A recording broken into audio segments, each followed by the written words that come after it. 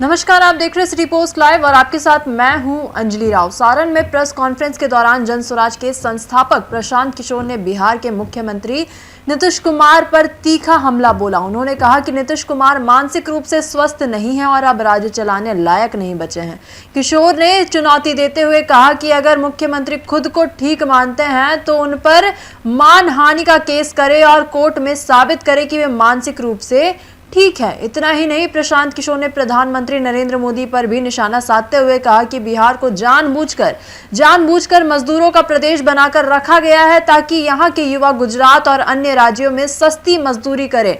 उन्होंने सवाल उठाया कि बीते 11 वर्षों में बिहार में एक भी फैक्ट्री क्यों नहीं लगाई गई। वहीं किशोर ने इन बयानों से बिहार की राजनीति में गर्मी और तेज यहां पर हो गई है। आप क्या सोचते हैं इस पूरी खबर के बारे में? कमेंट सेक्शन में अपनी राय जरूर साझा करिएगा। लेकिन क्या कुछ कहते नजर आ रहे हैं यहाँ पर तमाम मुद्दों के ऊपर प्रशांत किशोर, आप देखिए वो वीडियो।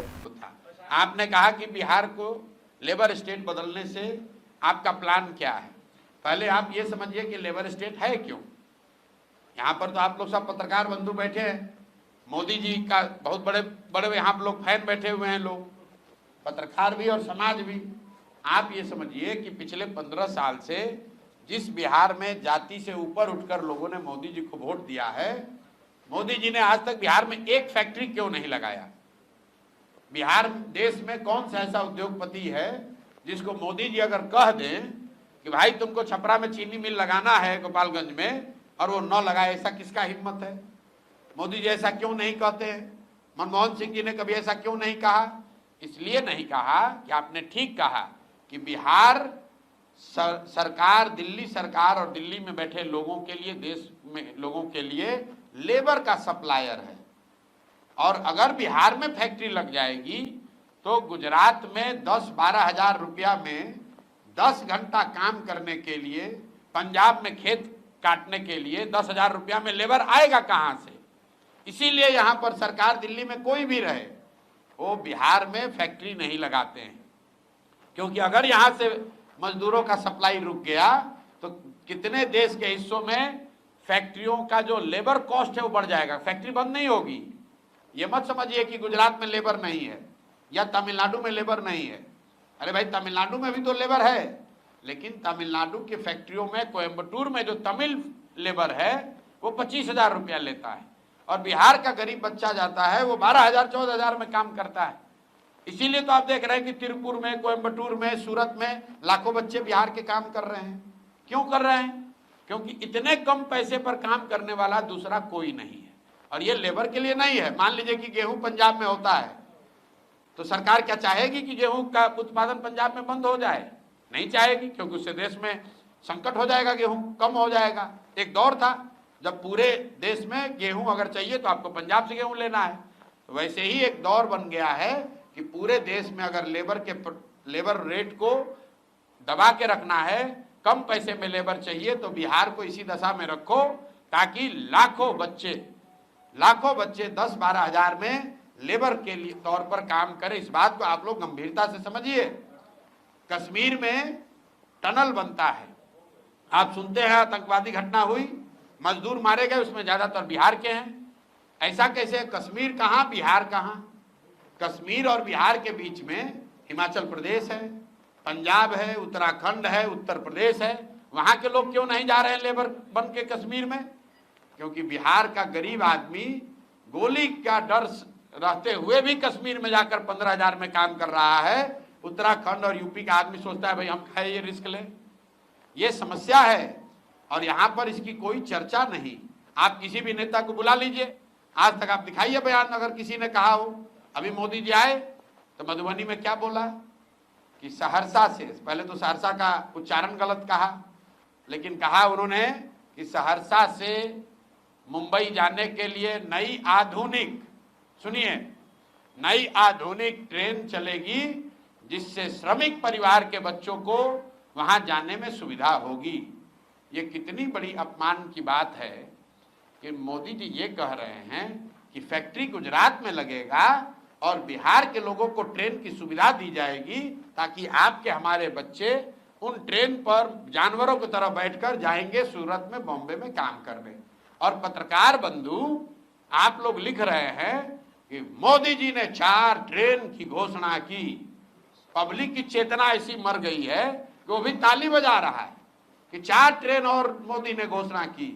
अरे ये भी नहीं समझ में आ रहा है कि तुम्हारे बच्चों को मजदूर बनाकर गुजरात में ले जाने के लिए अगर ट्रेन दिया जा रहा है तो तुमको पूछना चाहिए कि वोट तुम्हारा है तो फैक्ट्री बिहार में लगना चाहिए कि गुजरात में लगना चाहिए। अंग्रेज भी तो आकर यहाँ से हम लोग के पूर्वजों को मॉरिशस और फिजी ले गए थे, ट्रेन से ले गए थे, जहाज से ले गए थे, तो क्या वो आपका भला करने के लिए ले गए थे? मोदी जी अगर गुजरात में आप जितने लोग हैं आपको हम चुनौती दे रहे हैं, आप मोदी जी का एक भाषण हमको दिखाइए गुजरात में जहां उन्होंने ये कहा हो कि भाई एक नया ट्रेन गुजरात से खुलेगी जिसमें गुजरात के श्रमिक परिवार के लोग कोयम्बटूर और बॉम्बे जाकर मजदूरी करेंगे, काम करेंगे। मोदी जी ये कह सकते हैं? अगर कहेंगे तो गुजरात में एक वोट नहीं मिलेगा। लेकिन बिहार में आकर कह रहे हैं कि श्रमिक परिवार के लिए स्पेशल ट्रेन चलेगा। भाई हम लोग को ऐसा ट्रेन नहीं चाहिए। प्रशांत किशोर पहला आदमी है जो कह रहा हम लोग को ऐसा ट्रेन नहीं चाहिए, नहीं चाहिए ऐसा ट्रेन जिसमें हम लोग के बच्चों को मजदूर बनाकर ले जाया जाए। हम लोग ट्रेन और स्टॉपेज के चक्कर में पड़ के अपना जीवन बर्बाद कर दिए। यहाँ नेता यही कहता है कि भैया ट्रेन के नेताजी काम क्या किए हैं, तो ट्रेन का स्टॉपेज 2 मिनट करवा दिए। यही काम है उनका, यही योगदान है समाज में कि भैया पहले गाड़ी हफ्ता में 2 दिन चलता था, अब 3 दिन चलने लगा। इसी में लोग 5 बरस वोट दे रहा है, इसका हम लोग विरोध करते हैं। थोड़ी मतलब है, आप असंवेदनशीलता की हालत देखिए कि मुख्यमंत्री ने एक बयान नहीं जारी किया है इस पर। एक निर्भया का मामला हुआ था, पूरा देश हिल गया, पूरा देश हिल गया। उससे भयावह घटना बिहार में हुई है और कोई उस पर संज्ञान लेने वाला नहीं है। पीएमसीएच के सुपरिटेंडेंट को हटा दिए, बस बात हो गई।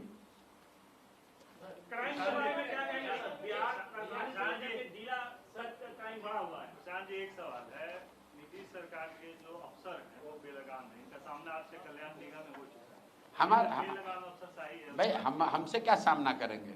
हमारे आपने अगर सामना देखा ही होगा, प्रशांत किशोर उनके अफसर से डरने वाला, नीतीश कुमार से डरने वाले नहीं, तो नीतीश कुमार के अफसर से हम डरेंगे? देखिए बात यह है कि जब जिस सरकार का मुखिया शारीरिक और मानसिक तौर पर उस पद के लिए फिट नहीं है तो यही होगा। मान लीजिए कि आप सेना में लड़ने गए हैं और आप फिजिकली फिट नहीं हो तो आप लड़ पाएंगे? बिहार के मुख्यमंत्री के तौर पर नीतीश कुमार शारीरिक और मानसिक तौर पर फिट नहीं है उस पद पर रहने के लिए। और ये बात हम डंके की चोट पर कह रहे हैं, कैमरे पर दावा कर रहे हैं कि अगर है दम तो मेडिकल सर्टिफिकेट जारी कर दीजिए। तो लोग हम कोई किसी पर इल्जाम लगाते हैं तो कहता है कोर्ट में ले जाएंगे। हम नीतीश कुमार में दम है तो हमको कोर्ट में ले चले कि वो मानसिक तौर पर स्वस्थ है। हम कह रहे हैं कि मानसिक तौर पर ये आदमी स्वस्थ नहीं है, गंभीर बीमारी इनको है। और अगर हम गलत बोल रहे हैं तो हमको कोर्ट में ले चलिए, मानहानि कीजिए, हम पर केस कीजिए। नीतीश कुमार गंभीर मानसिक बीमारी से जूझ रहे हैं, वो मुख्यमंत्री पद पर रहने के स्थिति में नहीं है। जिस व्यक्ति को प्रधानमंत्री का नाम भूल जा रहा है, जो व्यक्ति, उसको आप समझ रहे हैं कि वो बिहार की समस्याओं को निपटाएगा। जिस व्यक्ति को अपना नाम भूल जा रहा है, जिस व्यक्ति को ये नहीं पता चल रहा है कि अभी राष्ट्रगान चल रहा है कि कोई कव्वाली गान बज रहा है। आप बताइए, किसी सामान्य परिवार का लड़का, अगर आपका बच्चा टीचर होता है, उसकी फिजिकल फिटनेस जांच होती है, उसका मेडिकल होता है, बिना मेडिकल के, बिना फिजिकल के टेस्ट के आपको नौकरी मिल सकती है। मुख्यमंत्री का फिजिकल फिटनेस कोई नहीं देख रहा है। और हम तो आपको कह रहे हैं, उनका एक मंत्री है, उगाही मंत्री, हमको कल कोर्ट में केस किया है हमारे ये कहने पर कि भाई समाज में चर्चा है कि इसने अपने बेटी का टिकट पैसा देकर खरीदा है। ये कहने पर जाके केस किया है।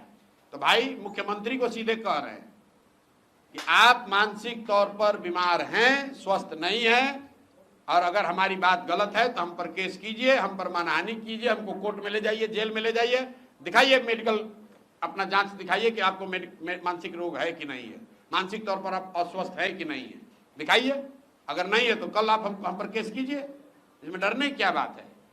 सत्य बात है, इसमें झूठ बोलने की क्या बात है? भाई हमको कोई डर नहीं है। उनको कह रहे हैं कि मानसिक तौर पर नीतीश कुमार स्वस्थ नहीं है, उनको स्वेच्छा से पद छोड़ देना चाहिए, इलाज कराना चाहिए। और भाजपाइयों को एक मानसिक तौर पर अस्वस्थ व्यक्ति को बिहार के 13 करोड़ लोगों पर थोपना नहीं चाहिए। 12, 14, 15 सांसदों के लालच में, समर्थन के लालच में इन्होंने बिहार पर एक ऐसे व्यक्ति को मुखिया बनाकर थोपा हुआ है जो मानसिक शारीरिक तौर पर उस पद की गरिमा और उस पद के कर्तव्यों को निभाने में सक्षम नहीं है। बहुत बहुत धन्यवाद।